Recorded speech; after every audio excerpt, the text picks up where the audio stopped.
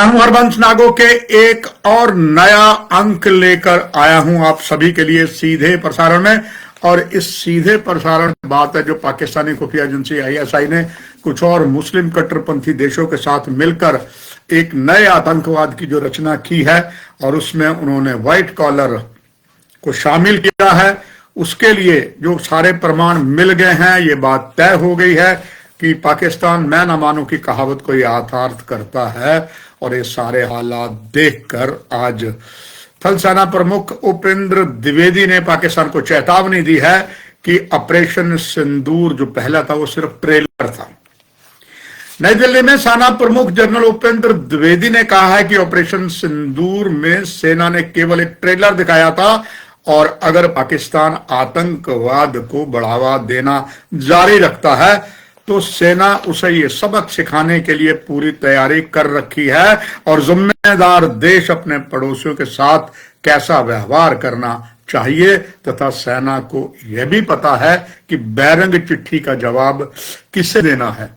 General Upendra Dwivedi ने आज यहां चाणक्य दिल्ली में चाणक्य रक्षा संवाद के उद्घाटन कार्यक्रमों में सवालों के जवाब देते उन्होंने कहा कि ऑपरेशन सिंदूर केवल एक ट्रेलर करार देते हुए उन्होंने कहा कि यदि दोबारा कोई दुस्साहस किया जाता है तो ये दोबारा हालत हम इतनी खराब करेंगे। उन्होंने कहा कि सेना इस बार पाकिस्तान को ये सबक सिखाने के लिए तैयार है कि पड़ोसी के साथ किस तरीके का व्यवहार करना चाहिए। उन्होंने कहा मैं कहना चाहूंगा कि फिल्म अभी तो शुरू भी नहीं हुई है, ये तो सिर्फ ट्रेलर दिखाया गया है और ट्रेलर के बाद ट्रेलर 88 घंटे में 88 घंटों में खत्म हो गया था।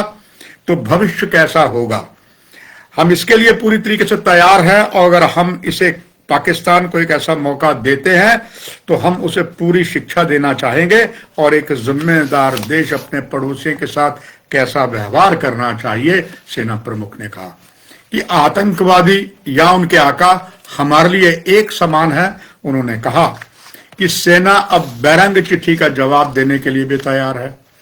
उन्होंने ये भी कहा जो कोई भी आतंकवाद को बढ़ावा देता है हम उसको उसका जवाब देना चाहिए और अगर हमें कोई बैरंग चिट्ठी भी मिलती है तो भी हम जानते हैं उसका किसे जवाब देना है, हमें इसकी किसी को चिंता नहीं है। सेना प्रमुख ने यह भी कहा कि भारत की प्रगति की बात करना और यदि उसे उसके रास्ते में कोई रोड़ा अटकाता है तो ये भारत के लिए एक चिंता का विषय बन जाता है। भारत स्पष्ट कर चुका है कि पानी और खून एक साथ नहीं बह सकते, बातचीत तथा आतंकवाद कभी एक साथ नहीं चल सकते। उन्होंने भारत को न्यू नॉर्मल की दृष्टि से पाकिस्तान के लिए एक बड़ी चेतावनी बताया है। उन्होंने कहा कि मुझे लगता है कि ये चेतावनी बड़ी चेतावनी होगी क्योंकि जब सरकार प्रायोजित आतंकवाद को बढ़ावा दिया जाता है तो ये भारत के लिए चिंता का विषय बन जाता है। तो ये भारत के लिए चिंता का जब विषय बन जाता है तो इसकी प्रगति की बात हम कर रहे हैं, हमें साथ मिलकर आगे बढ़ने की बात करनी है। इसके लिए हमारे रास्ते में जो भी बाधाएं आए हम उन्हें उसके बारे में पूरी तरीके से हमें कुछ करना होगा। जहां तक सामान्य बात है हमने कहा है कि पानी और खून एक साथ नहीं बह सकते, बातचीत और आतंकवाद एक साथ नहीं हो सकते। परमाणु ब्लैकमेल के मुद्दे पर उन्होंने कहा कि यदि हम किसी भी चीज के लिए ब्लैकमेल करना चाहते हैं तो भारत इतना संपन्न है कि अब उसे ब्लैकमेल का डर नहीं है। ऑपरेशन सिंदूर के सीखे गए सबक के बारे में उन्होंने पूछा तो बताया कि जब कोई भी ऑपरेशन होता है हमें उसमें कुछ ना कुछ सीखने के लिए होता ही है। तो हमने इसे ऑपरेशन से भी बहुत कुछ सीखा है। सबसे पहले हमने सीखा है कि निर्णय लेने के समय बहुत कम है और आपको हर स्तर पर फैसला लेना है और यहां कोई निर्णय लेकर उसे नीचे पहुंचाना संभव नहीं है। इसलिए हर रास्ते पर लोगों को समय पर तैयार रहना होगा और उसके लिए कार्रवाई करनी होगी। जनरल उपेंद्र द्विवेदी ने यह भी कहा कि तीन सेनाओं के बीच एकीकरण पर उन्होंने जोर देते हुए कहा है।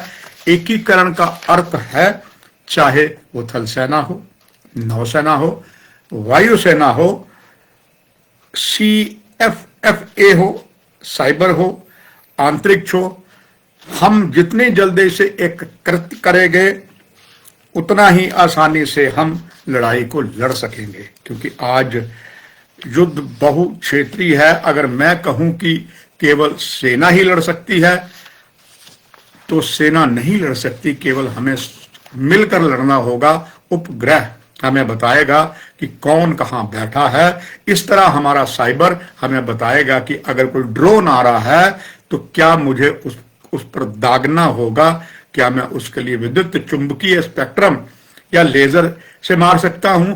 बहुत सी चीजें ऐसी हैं जो एक दूसरे से इतनी जुड़ी हुई हैं कि हम एक साथ बैठकर इस पर विचार हमें करना होगा। सेना की लंबी और छोटी सब तरह की लड़ाइयों के लिए तैयार रहते पर उन्होंने बल दिया। लड़ाई कितनी देर चलेगी आज ऐसा नहीं कह सकते। हमने ये लड़ाई लगभग 88 घंटे लड़ी, 4 महीने या 4 साल तक भी चल सकती है।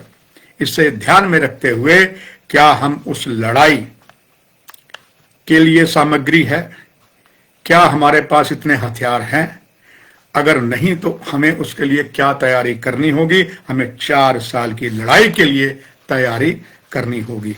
भारत की बढ़ती प्रतिरोधक क्षमता और संबंधित सवाल के जवाब पर जनरल द्विवेदी ने कहा कि प्रतिरोधक क्षमता में सैन्य शक्ति और राजनीतिक इच्छा शक्ति दोनों शामिल होती हैं।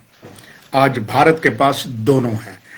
लोगों को भारत की प्रतिरोध क्षमता का पता है और यह भी पता है कि यदि गलत काम होता है तो उसके खिलाफ कार्रवाई की जाएगी। उन्होंने कहा कि जम्मू कश्मीर में धारा 370 हटाए जाने के बाद में स्थिति में निरंतर सुधार हुआ है और बड़ा बदलाव आ रहा है। उन्होंने कहा कि इसके बाद स्कूलों कॉलेजों में भारत के ध्वज को लेकर कोई असमंजस नहीं है, इससे पहले ये असमंजस था।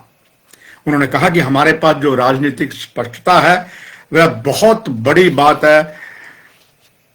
इसका क्या फायदा हुआ देखिए, यहां लगभग 25,000 से 26,000 करोड़ का निवेश पहले ही हो चुका है। College, IIT, IIM, NITF, AIIMS सब खुल गया है। कॉलेज बहुत खुल गए हैं। 21% स्कूल खुल गए हैं। सेना प्रमुख ने कहा कि आतंकवाद में भी कमी आई है। इस वर्ष आतंकवादियों की केवल एक भर्ती जो पकड़ी गई है। उन्होंने कहा कि विभिन्न अभियानों में 31 आतंकवादी इस वर्ष मारे गए हैं। उन्होंने कहा कि जहां तक आतंकवाद का सवाल है, आतंकवाद में काफी कमी आई है। इस बार लगभग 31 आतंकवादी मारे गए हैं, जिसमें लगभग 31% पाकिस्तानी आतंकवादी है। भर्ती इस बार जो हुई है वो ज्यादा नहीं हुई है, सिर्फ एक समूह भर्ती हुआ है, वो भी पकड़ा गया है। तो मैं कहना चाह रहा हूं, यदि अब यहाँ कोई पत्थरबाजी नहीं है, कोई नारे नहीं है, कोई प्रतिबंध नहीं है, सब कुछ रुक गया है। मगर निश्चित तौर पर हमें इस बात की भी चिंता करनी होगी कि जो इस समय व्हाइट कॉलर क्राइम हुआ है, इसमें बड़े बड़े विद्वान, डॉक्टर, इंजीनियर आदि मिले हुए हैं, उसके लिए हमें क्या करना है, इसके लिए भी रूपरेखा बनाने की अति आवश्यकता है। इस कार्यक्रम में दर्शकों इतना ही, और कुछ महत्वपूर्ण खबरें हैं वो आपके लिए मैं लेके फिर आऊंगा। नमस्कार।